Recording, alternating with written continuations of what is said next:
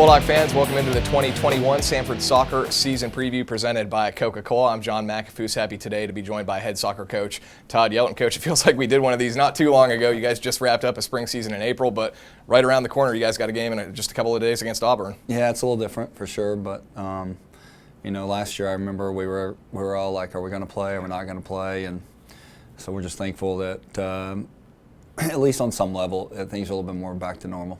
We'll talk a little bit about that quick turnaround. Obviously, that applies to all fall sports that are about to start. But, I mean, you guys just finished a season in April. You get a couple months off, and the girls are back in training. What do you expect to see early on in the fall season?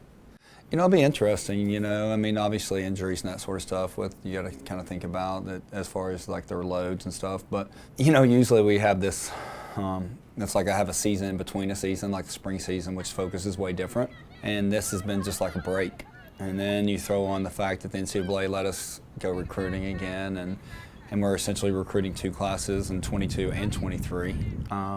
It's a little bit like drinking out of a fire hydrant, I guess. So, but we're thankful that we're doing it, and we got off to a start as far as exhibition, and then we crank it up with Auburn, which Karen does such a great job there. So we'll know a lot about us for sure after Thursday night, and fortunately we get to play here at home, and we're generally pretty good here. So yeah, we're once again just really thankful to get to do this. Well, when you look at the roster on paper, I mean, most of it is intact from last year. You do lose Alex Bice and Caroline Orman up front, but you've got a lot of firepower up there. You lose Lexi Orman in the back, but you also have Grace Somi coming back after she missed last season. So you got to feel pretty good about what's coming back and the depth that you guys have. Yeah, I mean, from a talent standpoint, I think we're in a decent spot. But losing Alex and the twins is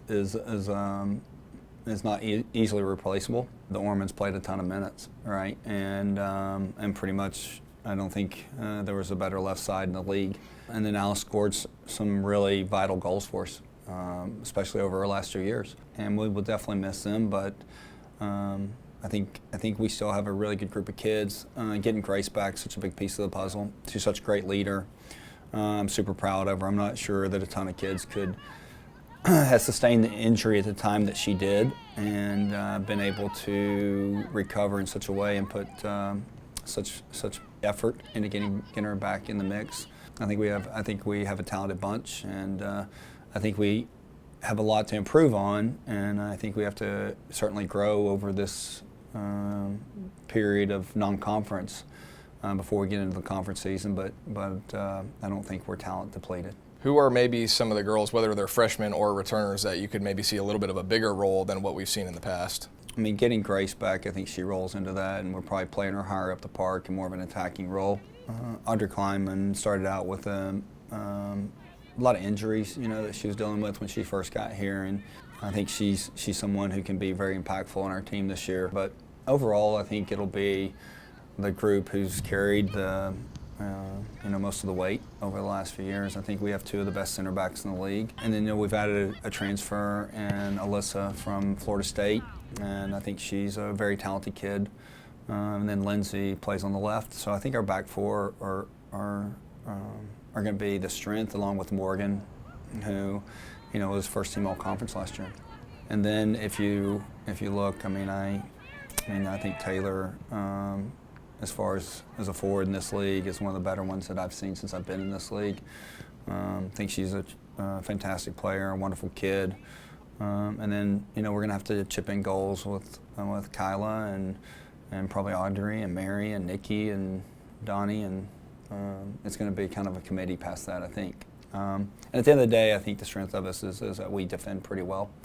And then I think we're pretty decent on the counter. So hopefully we can push a few more across the line than our opponents, and then maybe have a chance to win our 8th straight, which sounds insane to say it out loud.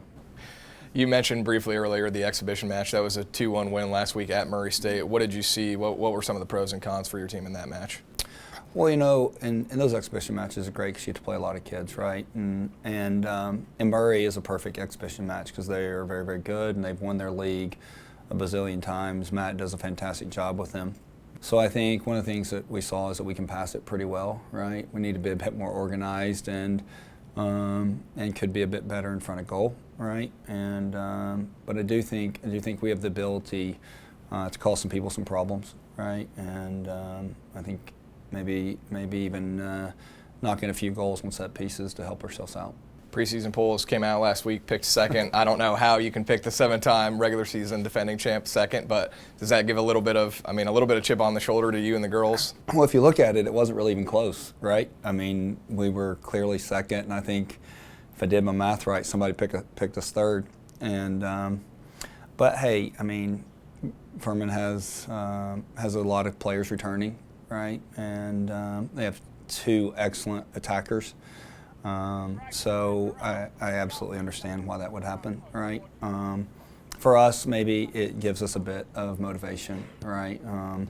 But at the end of the day, I mean, you have to prove it in between the white lines, and hopefully we can do that. And I do think the league is fantastic this year. I mean, I think you can look from top to bottom, and I think even maybe 2 years ago we were in the top, maybe around 11 or 12 in the RPI as a league.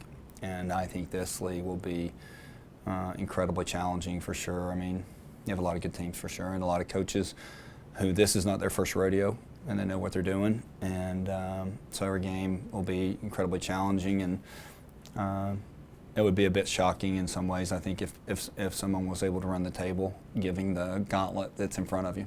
4 preseason SoCon selections as well in McCaslin, Gaza, Yount, and Frazier. You talk about the strength of the league. If everything breaks right, do you see the SoCon potentially being able to get an at-large bid as well this season?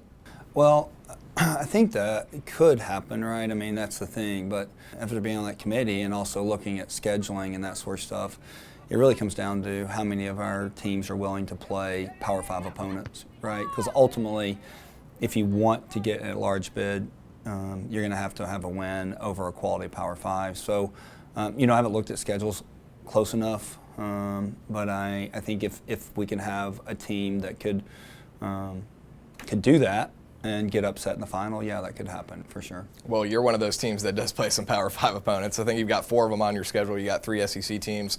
Obviously, we mentioned Auburn's coming here this week. You're going to Alabama. You're going to Ole Miss, who's a top 25 team. And you're also going to Texas later this non-conference season as well. So, again, a tough non-conference schedule for you.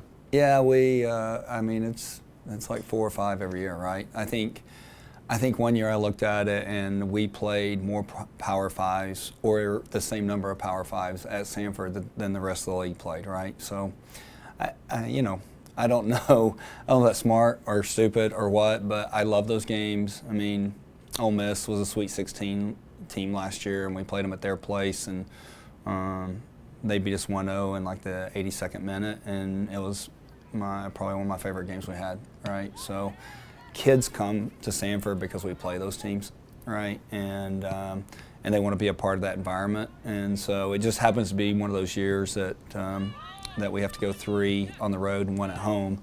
I grew up in the South, right? And the measuring stick in the South is the SEC. So we like to test ourselves against them, for sure. Well, Coach, appreciate your time. Looking forward to getting it started.